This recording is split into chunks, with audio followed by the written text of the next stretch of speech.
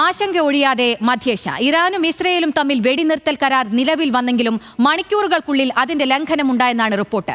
Iran missile ആക്രമണം നടത്തിയെന്നാണ് ഇസ്രയേലിന്റെ ആരോപണം. ഇത് ഇറാൻ നിഷേധിച്ചിട്ടുണ്ട്. അതേസമയം ഇറാനും ഇസ്രയേലും വെടിനിർത്തൽ കരാർ ലംഘിച്ചെന്ന് ഡൊണാൾഡ് ട്രംപ് പറഞ്ഞു. ഇസ്രയേൽ വിമാനങ്ങളെ തിരിച്ചു വിളിക്കണമെന്നും ട്രംപ് ആവശ്യപ്പെട്ടു. ഇന്ത്യൻ സമയം പുലർച്ചെ 3 മണിയോടെയാണ് US president Donald Trump Iran Israel വെടിനിർത്തൽ തീരുമാനം പ്രഖ്യാപിച്ചത്. 6 മണിക്കൂറോടെ വെടിനിർത്തൽ പ്രാബല്യത്തിൽ വരുമെന്നായിരുന്നു ട്രംപിന്റെ ട്രൂത്ത് സോഷ്യലിലെ പോസ്റ്റ്. ഏറെ പ്രതീക്ഷയോടെയാണ് ലോകം ട്രംപിന്റെ പ്രസ്താവനയെ കണ്ടത്.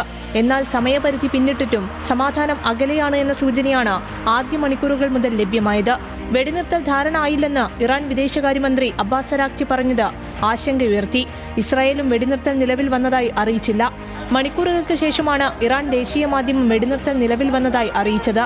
പിന്നാലെ ഇസ്രായേലും ഇത് സ്ഥിരീകരിച്ചു. ഏറെ സന്തോഷത്തോടെയാണ് ഇറാൻ ഇസ്രായേലി പൗരന്മാർ വാർത്തയെ സ്വാഗതം ചെയ്തത്, ഒപ്പം ലോകരാഷ്ട്രങ്ങളും. എന്നാൽ ഇതിന് അധിക നേരത്തെ ആയുസ്സുണ്ടായിരുന്നില്ല. ഇറാൻ ഇസ്രായേലിലേക്ക് നേരെ മിസൈൽ ആക്രമണം നടത്തിയെന്ന റിപ്പോർട്ടുകൾ പുറത്തുവന്നു. ആക്രമണം സ്ഥിരീകരിച്ചതോടൊപ്പം ശക്തമായ തിരിച്ചടിയുണ്ടാകുമെന്ന് ഇസ്രായേൽ ധനകാര്യമന്ത്രി ബെസലാൽ സ്മോട്രിച്ചും ഇസ്രായേൽ പ്രതിരോധ സേനയും പറഞ്ഞു. എന്നാൽ ആരോപണം ഇറാൻ നിഷേധിച്ചു. അതേസമയം അല്ലുദൈദിലെ അമേരിക്കൻ വ്യോമതാവളം ആക്രമിച്ചതിനെ ഖത്തർ അപലപിച്ചു.